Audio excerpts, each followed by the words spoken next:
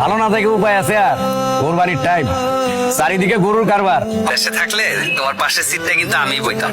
পাশের সিটটা খালি আছে, পরে বইতে দিই। গরুগুলো ঠিক মতো পৌঁছে দিও। ডেলিভারি নিয়ে কোনো টেনশন নেই। ঘর ছাড়া তাই মন খারাপ। আমার নিজের একটা ঘর নাই রে, বাইরে বিদেশ পাঠাইতে নিজের ট্রাকটা বেছে দিচ্ছে। ট্রাকটা দিয়ে দেশের এই সীমানা থেকে ওই সীমানা কত ঘুরে বেড়াইছি। এটা ভাড়াই চালানো ট্রাক, নিজের একটা গাড়ি, নিজের একটা ঘর থেকে আমি বলবো। জানো আজ না মেলা গরু দেখছি, তুমি কবে চাকরি করে গরু নিয়ে আসবা? আমার নিজের একটা গাড়ি, তারপর ইয়া আবার একটা গরু আনবো তোমার লেগে। কাল তো ঈদ, টাকাটা দিতে পারলাম না ভাই, খুব টানাটানি যাইতেছে। এত চিন্তা কিসের? এই ঈদে পারলে সামনে দিতে পাঠাবো। আজ বাইবো না? ঈদের দিন তো শেষ, এদের খাওয়ান পাবো তো?